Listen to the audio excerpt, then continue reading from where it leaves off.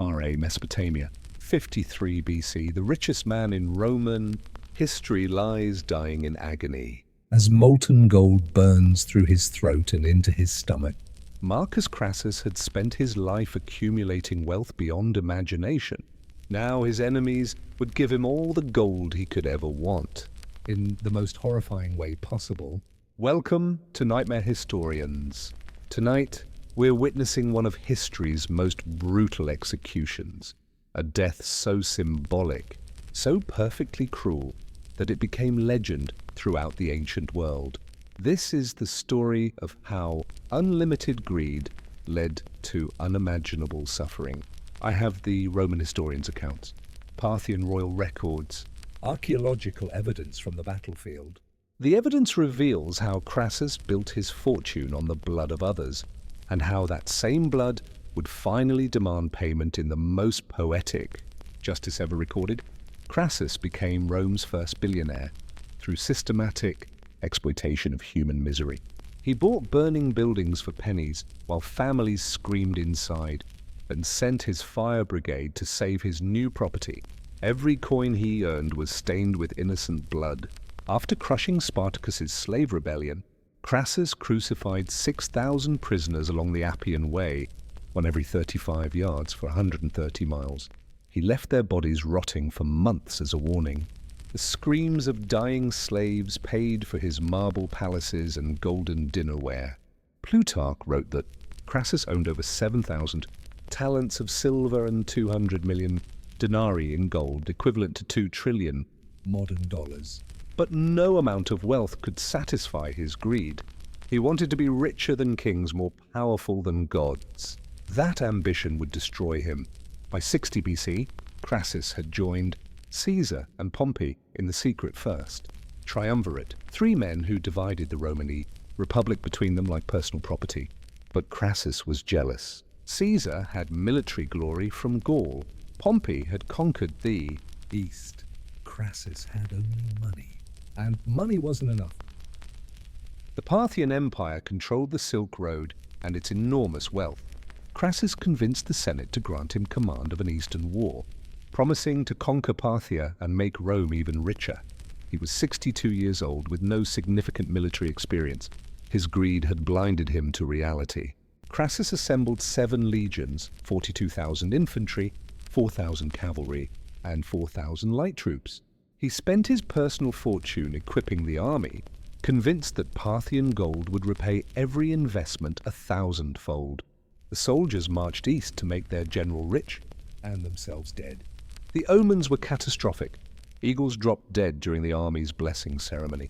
Sacrificial bulls showed rotted livers and diseased hearts. The sacred chickens refused to eat, the worst possible omen for a Roman campaign. Crassus ignored every warning. His greed made him deaf to the gods. In May 53 BC, Crassus crossed the Euphrates with 50,000 men. His Armenian allies warned him that Parthian cavalry would destroy heavy infantry in open desert. Crassus dismissed their advice, convinced that Roman discipline could defeat any enemy. His arrogance would kill nearly every man under his command. The Parthians had perfected cavalry warfare over centuries. Their cataphracts were heavily armored shock troops.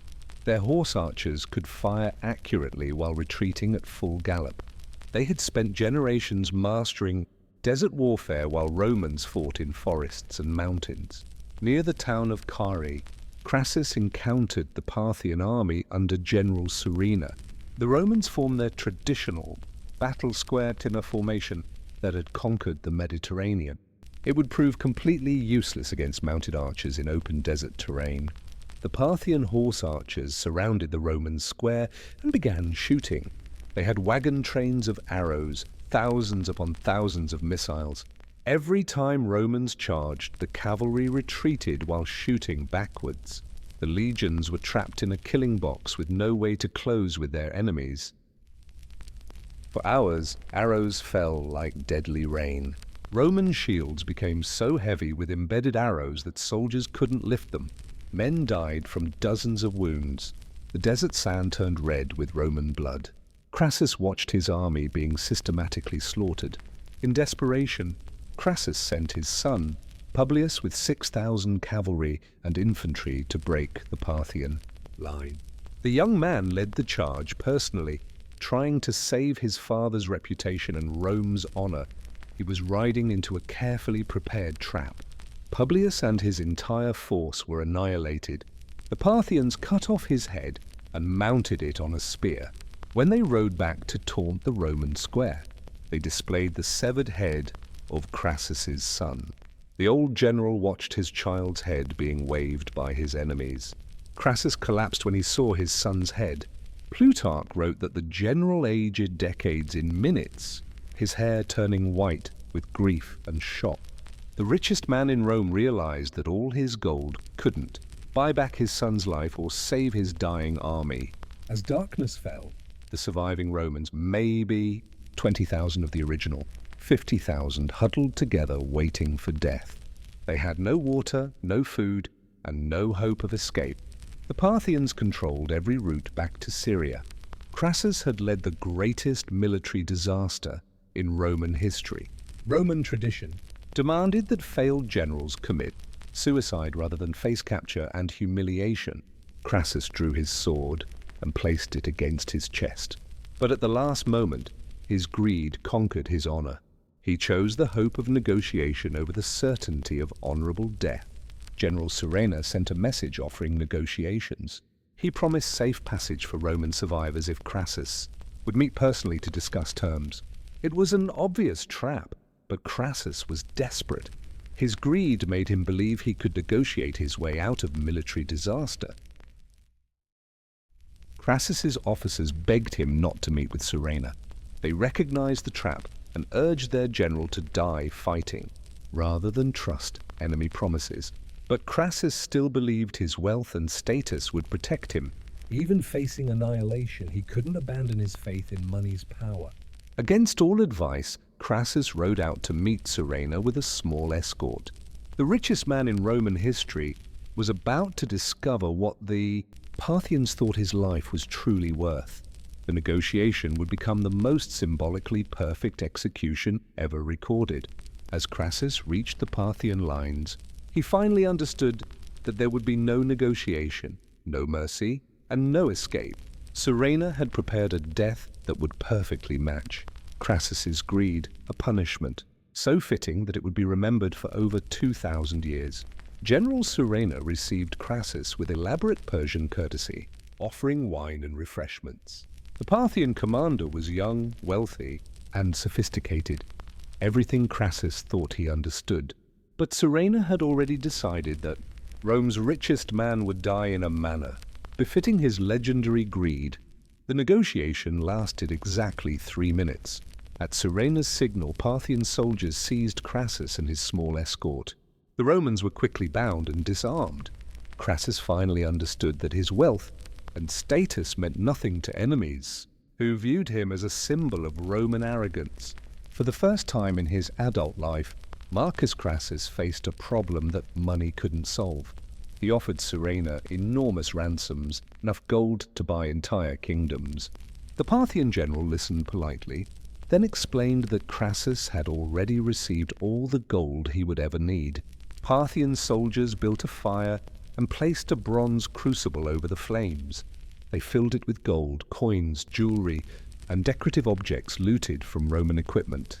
As the metal began to melt, Surena explained to Crassus that he would finally satisfy his infinite thirst for gold. Crassus was forced to kneel while executioners prepared the molten gold. The metal had to reach the perfect temperature, hot enough to cause maximum pain, but not so hot that it would kill instantly. Surena wanted Crassus to experience every moment of his golden death. Soldiers forced Crassus's mouth open while the executioner lifted a bronze ladle filled with liquid gold. The molten metal glowed like a miniature sun. Steam rose from its surface. Crassus could feel the heat radiating toward his face. He was about to drink death itself. The molten gold poured into Crassus's mouth like liquid fire. At 1900 degrees Fahrenheit, it instantly destroyed his tongue, teeth, and soft palate. But the metal was too thick to swallow quickly. It pooled in his mouth while burning through tissue layer by layer. As the gold finally flowed down his throat, Crassus experienced pain beyond human description. The molten metal burned through his esophagus like acid, destroying everything it touched. His screams were muffled by liquid gold filling his mouth and throat. The gold reached Crassus's stomach and began burning through the organ walls. His digestive system, designed to process food, was being destroyed by molten precious metal. The richest man in Rome was literally digesting his own greed in the most horrifying way possible. The Parthian officers watched with grim satisfaction as Crassus died. To them, this wasn't mere cruelty, it was perfect justice. Rome's greediest man was finally getting all the gold he had ever wanted, delivered in the most fitting way imaginable. Crassus's death took nearly 10 minutes. The molten gold continued burning through his internal organs while he remained conscious. His body convulsed as the metal destroyed his stomach, liver, and intestines. Every spasm was payment for a lifetime of greed and cruelty. When Crassus finally died, his body was filled with gold, the precious metal he had spent his life accumulating. Surena declared that Rome's richest man had finally achieved his ultimate desire, to be one with his beloved gold forever. As Crassus's body cooled, the gold solidified inside his mouth, throat, and stomach. His corpse became a grotesque statue, human flesh filled with precious metal. The symbolism was perfect. The man who lived for gold had become gold's tomb. The surviving Roman prisoners were forced to view Crassus's corpse.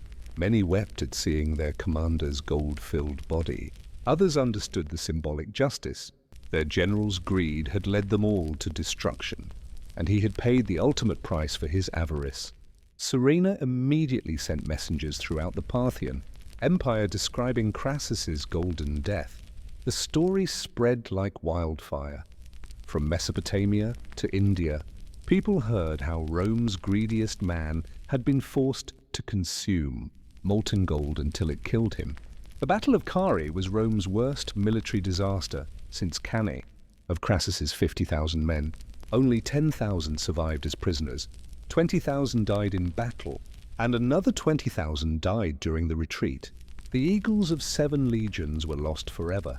The surviving Romans were sold as slaves throughout the Parthian Empire. Many were sent to distant frontier regions and never returned. To Rome, Crassus's greed had not only killed him horribly, but condemned thousands of his soldiers to permanent captivity. When news reached Rome, the city erupted in chaos.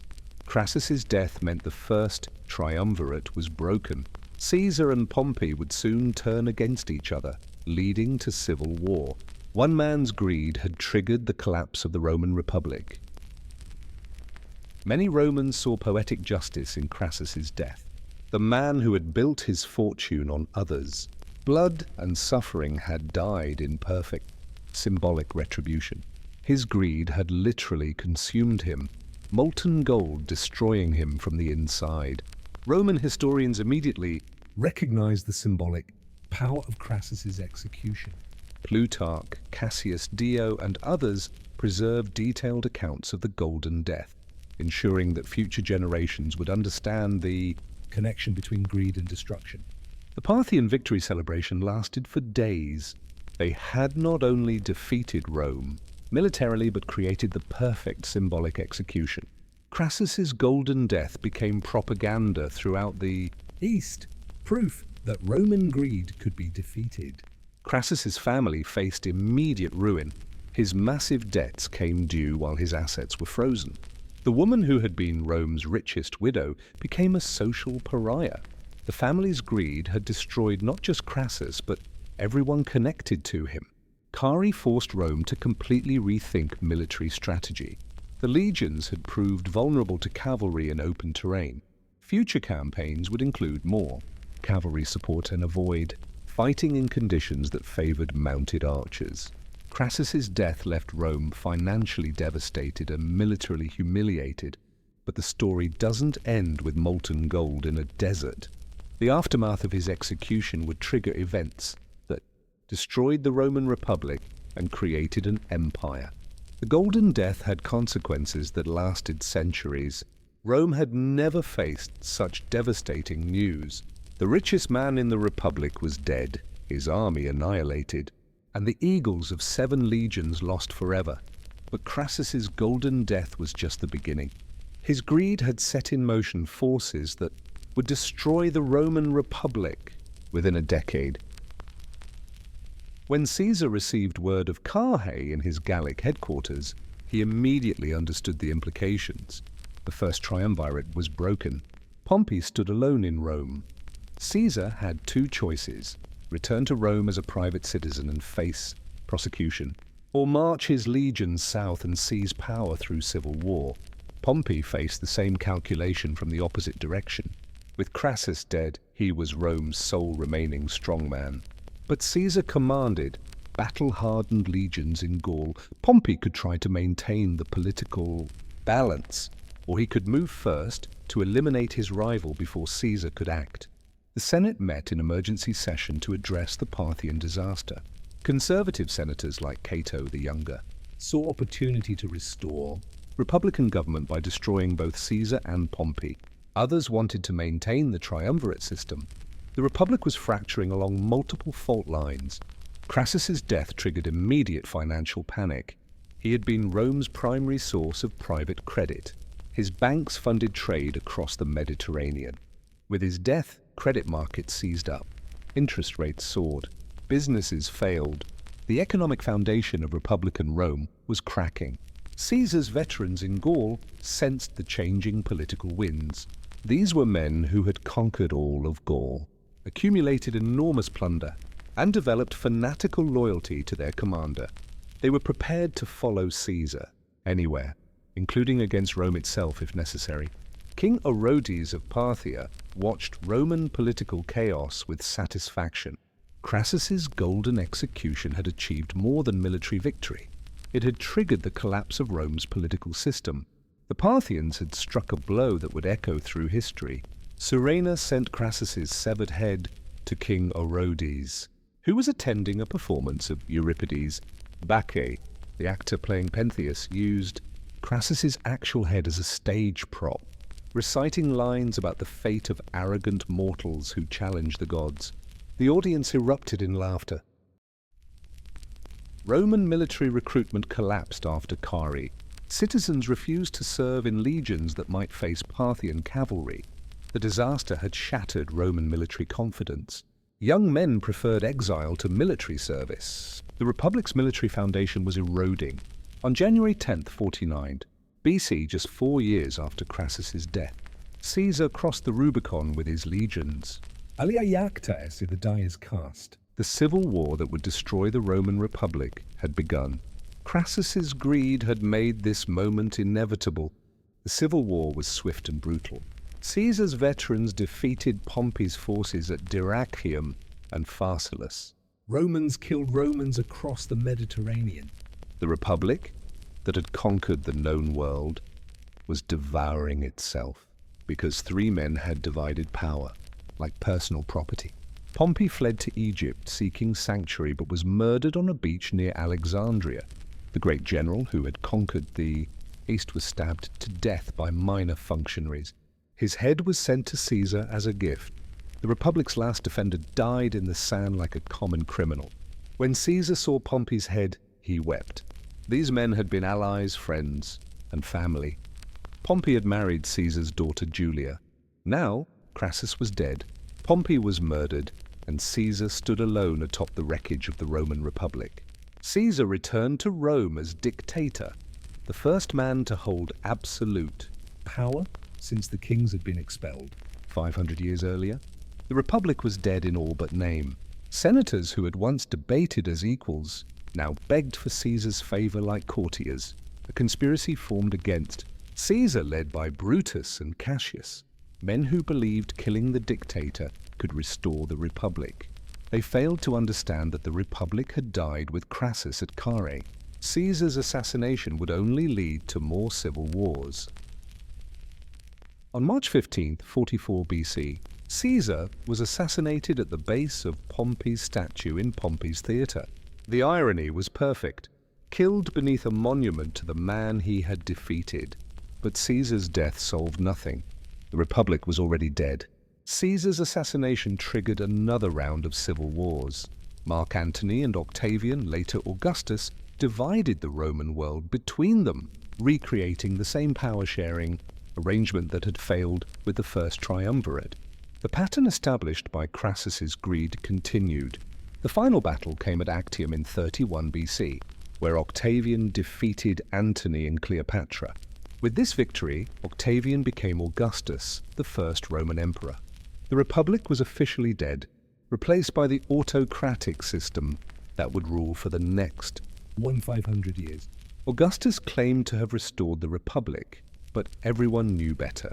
He held absolute power as first citizen, controlling armies, finances, and appointments. The Roman Empire had been born from the ashes of republican government, and its birth could be traced directly to Cari. The Roman Empire lasted until 1453 AD, over 400 years. But it began in 53 BC, when Crassus's greed destroyed the balance of republican government. One man's avarice had transformed the entire course of Western civilization. Modern historians debate whether the Republic would have survived without Cari. Most conclude that Crassus's death was the crucial turning point. His greed created the power vacuum that made civil war inevitable and autocracy necessary.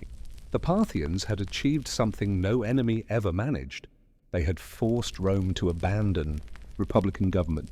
Crassus's golden execution didn't just kill a man, it killed a political system that had governed the Mediterranean for 500 years. Roman citizens gradually accepted imperial rule because the alternative was continued civil war. Augustus brought peace and prosperity, but at the cost of political freedom. The Republic's collapse taught Romans that order mattered more than liberty. The consequences of Crassus's greed extended far beyond his own horrible death. But the story isn't finished, because the Parthians weren't content with destroying one Roman army. They had captured thousands of Roman prisoners at Cari, and what they did to those survivors reveals the true scope of ancient warfare's brutality. 10,000 Roman survivors of Carrhae faced a fate that made death seem merciful. The Parthians marched them all 2,500 miles eastward to Margiana, the empire's most distant frontier. These weren't prisoners of war. They were human construction equipment, condemned to build fortifications until they died of exhaustion. The march to Margiana took 4 months. Romans walked in chains across the Iranian plateau, through mountain passes and salt deserts. They received minimal food and water. Hundreds died during the journey, their bodies left unburied as warnings to the survivors. Margiana was the Parthian Empire's eastern bulwark against nomadic invasions. The Romans were forced to build walls, watchtowers, and fortresses using their engineering expertise. They constructed the very defenses that would keep them imprisoned forever on the empire's edge. The Parthians specifically preserved Roman engineers and centurions who possessed construction knowledge. These officers were forced to direct building projects while chained. Their military expertise, once used to conquer enemies, now served their captors in perpetual bondage. Work conditions were deliberately fatal. Romans labored from dawn to dusk, carrying massive stone blocks. They received 1 meal of barley porridge daily. Medical care was forbidden. The Parthians expected each prisoner to work until death, then be replaced by fresh captives from future campaigns. Each Roman prisoner was branded with Parthian, ownership marks burned into their foreheads and shoulders. The scars identified them as imperial property and made escape impossible, even if they fled. The brands marked them as runaway slaves, subject to immediate execution. Escape attempts were met with crucifixion. The Parthians crucified escapees within sight of the construction sites, leaving bodies hanging for weeks. Roman prisoners were forced to continue working while their comrades died, slowly on crosses above them. The climate was deliberately punitive. Margiana's winters dropped to 20 degrees, while summers reached 120 degrees. Romans worked outdoors in all weather with inadequate clothing, Frostbite and heat stroke killed hundreds. The survivors developed permanent disabilities from climate exposure. The physical transformation was horrific.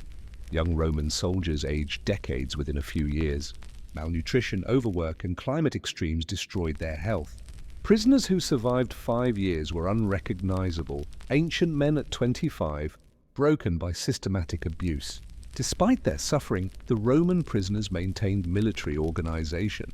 Veterans formed contubernium, tent groups, and followed centurion commands. They preserved Roman customs and discipline even in slavery, clinging to identity while their bodies were destroyed.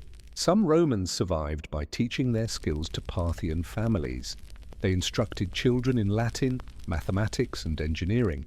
These cultural exchanges created a generation of Parthians with Roman knowledge, inadvertently strengthening the empire that enslaved them.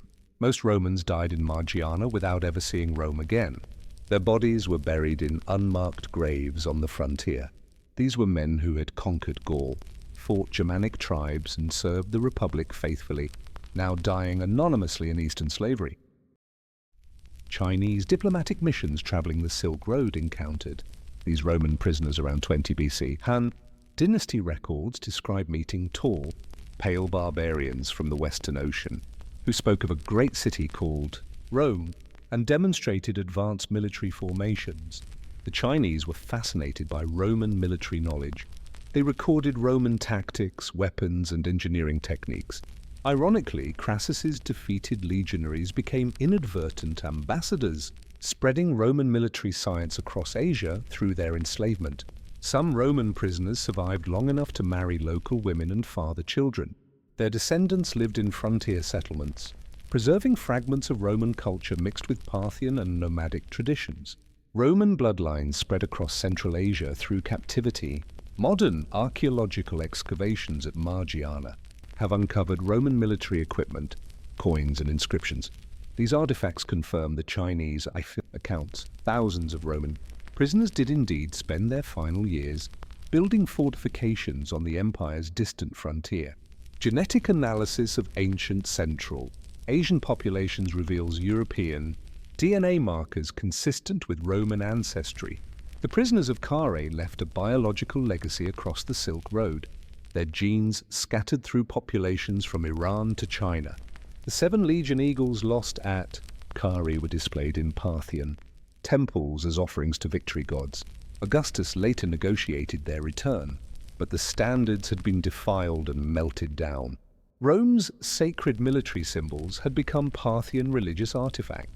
In Rome, families of Carrhae prisoners never learned their relatives' fate. Wives remained married to absent husbands. Children grew up without fathers. The Roman state provided no support for families of the lost legions. They were simply forgotten.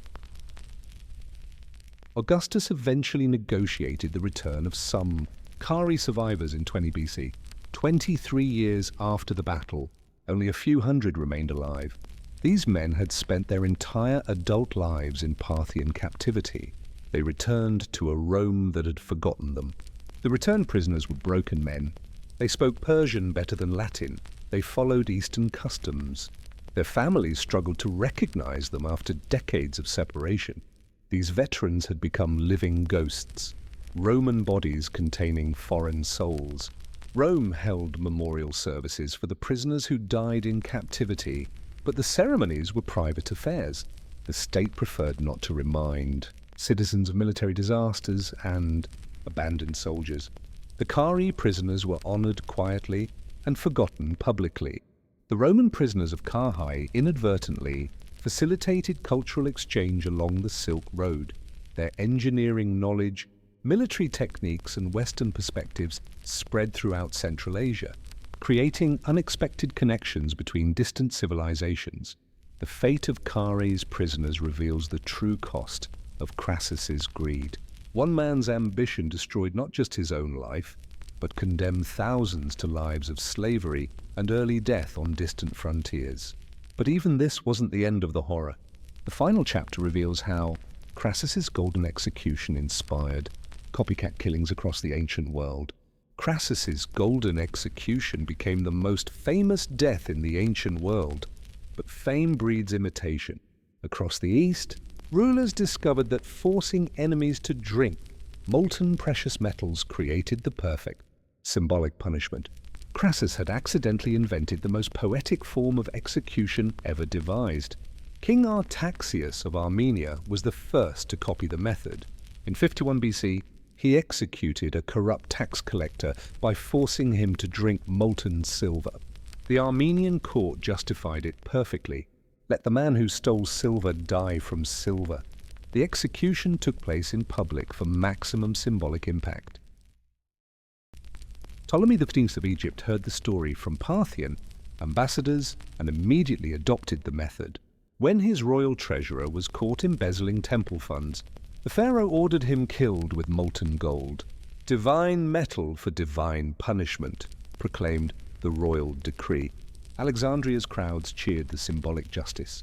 The Seleucid king in Syria expanded the concept beyond precious metals. Corrupt merchants were forced to drink molten bronze. Dishonest soldiers received molten iron. Each metal matched the crime. Bronze for commercial fraud, iron for military cowardice, silver for theft, gold for treason. Indian Rajas learned the technique from Parthian trade missions. The Mauryan governor of Gandhara executed corrupt officials with molten gold, declaring it karma made manifest. Hindu priests blessed the executions as divine justice, the greed that corrupted souls, being literally poured into corrupted bodies. Even nomadic tribes adopted variations. Scythian chiefs developed portable crucibles for molten metal executions. During military campaigns, they used whatever metals were available: gold from raids, silver from tribute, bronze from captured weapons. The method spread across the steppes like wildfire. Chinese officials on Silk Road mission witnessed molten metal executions and reported them to the Han court. Emperor Cheng considered adopting the method but decided it was too barbaric for civilized Chinese justice. However, provincial governors quietly began using the technique without imperial approval. In Rome, civilized voices condemned the practice. Cicero called molten metal executions barbarism disguised as justice, but even he admitted their symbolic power. These Eastern kings understand the poetry of punishment better than we understand the poetry of governance. The metal's value didn't affect the suffering. Molten copper burned just as painfully as molten gold. Victims experienced identical agony, regardless of their crime's symbolic matching. The execution satisfied observers' sense of justice while creating maximum pain. Germanic tribes learned the method from Roman prisoners who had witnessed Eastern executions. Tribal chiefs began using molten bronze for executing traitors. The technique spread beyond the civilized world, carried by merchants, soldiers, and slaves who had seen it performed. The executions became popular entertainment. Crowds gathered to watch corrupt officials receive their fitting punishment. The symbolic justice satisfied viewers' moral outrage, while the spectacular deaths provided thrilling spectacle. Poetry and cruelty merged into irresistible entertainment. Specialized equipment developed across multiple cultures. Persian craftsmen created elegant crucibles for royal executions. Roman engineers designed efficient heating systems. Chinese metalworkers developed precise temperature controls. The technique became professionalized across civilizations. Christian influence gradually ended molten metal executions. Church fathers condemned the practice as pagan cruelty. By 400 AD, most Christian territories had banned the method. The last recorded molten gold execution occurred in Persia in 487 AD, over 500 years after. Crassus inspired the practice. Medieval chroniclers preserved detailed accounts of molten metal executions. Byzantine historians, Arab geographers, and Chinese analysts all recorded the practice. These writings ensured that Crassus's symbolic death would be remembered long after the execution method disappeared. Modern legal systems recognize symbolic justice through proportionate punishment, but reject torture regardless of poetic appropriateness. We understand the appeal of making punishment fit the crime while rejecting the cruelty that ancient civilizations considered essential. Archaeological sites across Asia reveal remains of molten metal execution apparatus. Bronze crucibles, heating chambers, and drainage systems confirm that the practice spread widely across ancient civilizations. Physical evidence validates the historical accounts of symbolic torture. Human rights advocates study ancient molten metal executions as examples of how symbolic thinking can justify extreme cruelty. The cases demonstrate how the desire for poetic justice can override basic human compassion when unconstrained by ethical frameworks. Modern justice systems achieve symbolic punishment through proportionate sentences and restorative justice rather than torturous deaths. We satisfy the human desire for fitting punishment, while maintaining human dignity and rejecting unnecessary cruelty. Today's courtrooms deliver justice through careful legal process, proportionate sentencing, and rehabilitation opportunities. The contrast with ancient molten metal executions represents humanity's moral evolution from symbolic cruelty to dignified justice. Memorials honor victims of ancient cruel punishments, including those who died from molten metal executions inspired by Crassus's death. These monuments remind us that the desire for poetic justice must be tempered by human compassion. Historical analysis reveals patterns in how punishment methods spread across civilizations. Crassus's golden execution demonstrates how a single symbolic act can influence justice systems across continents and centuries, showing both human creativity and cruelty. The journey from Crassus's molten gold execution to modern restorative justice represents humanity's greatest moral achievement. We evolved from satisfying symbolic thinking through torture to achieving justice through proportionate, dignified punishment. International criminal courts prosecute the worst crimes while maintaining human dignity and rejecting cruel punishment. Even history's greatest villains receive fair trials and humane treatment, the complete opposite of ancient symbolic torture. Marcus Crassus died from molten gold in 53 BC, but his execution's influence lasted over 500 years. His greed triggered a military disaster, destroyed the Roman Republic, condemned thousands to slavery, and inspired centuries of symbolic torture across multiple civilizations. One man's avarice changed the course of human history, proving that individual choices can have consequences lasting millennia. The Golden Death at Kari reminds us that unlimited greed ultimately consumes everything it touches. This epic tale of greed, golden execution, and historical consequences left you amazed at how one battle changed Western civilization. Smash that like button and subscribe to Nightmare Historians. Tell me in the comments, where are you watching from? And which consequence of Crassus's greed shocked you most?